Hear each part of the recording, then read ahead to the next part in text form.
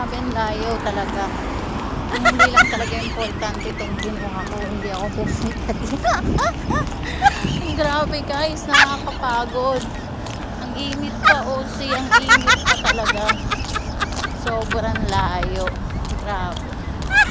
Alam niyo yung rest day, napunta lang sa ganito na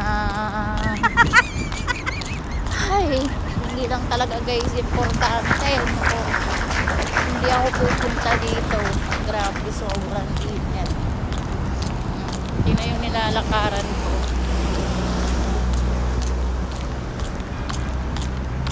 Grabe guys, ang init. Ayan.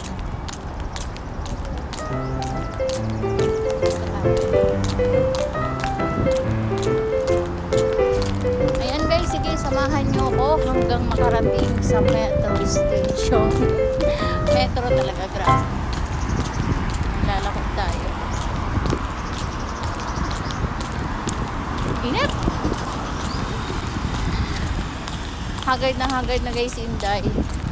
Pinaggagawa niya. Dahil sa sobrang init ang panahon. Grabe talaga. Init. So yung makita yung dinadaanan ko. Mamaya guys, papakita ko sa inyo ang aking dinadaanan.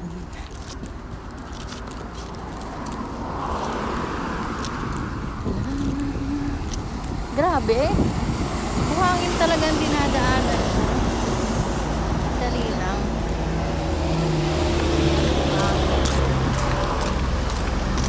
Yan guys, so ang dinadaanan ko. Tingnan nyo. O diba, bongga issues. Sobrang init ng aking dinadaanan. Dahil si Inday, gala ng gala. Ayan ang napapla. Alam nyo guys, ang isa pa, wala guys dito wala ditong bus. Wala rin akong taxing nakikita. Grabe, tingnan yung dinadaanan ko, puro truck na malalaki. Kung hindi lang talagang importante itong kukunin ko guys, hindi talaga ako pupunta dito. Grabe, sobrang layo. Dolo, ano na to guys Dolo.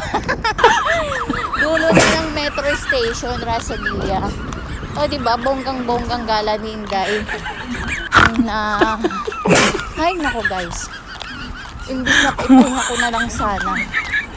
Ito pang aking ginawa.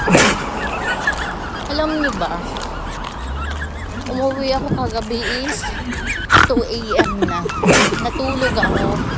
Pasado alas 4. Tapos alam niyo guys, nagising ako ng alas 8 at para maglaba. Ayan. Pagkatapos ko maglaba at magsampay, nagano ko guys, nag-prepare na. Siyempre, unang-una, hindi mawawala sa atin yung coffee. Diba nga? Coffee is life tayo. Hindi mabubuhay ng walang kape. Ayan. Kaya guys, hindi maling mawala ang tinapay or pagkain. Wag lang ang kape. O diba, napakalayo ko na. Grabe. Grabe talaga, as in. Tingnan nyo, i-drop niya raw ako. Yan ang sasakyan niya. Too much problem, my friend. Problem. Thank you, sukran. Ayan, i-drop niya raw ako. Pero ang sasakyan niya guys, grabe si kuya. But this side, no bus. Problem, my friend. Yakalas finish there.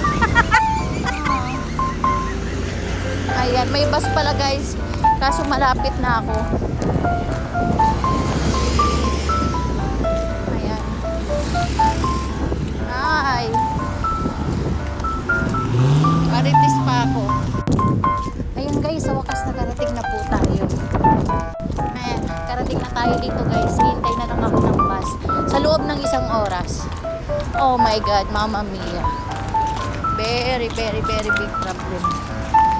Too much walking. May nakakita sa akin na yun, loka, nagsasalita mag-isa. Grabe ang init.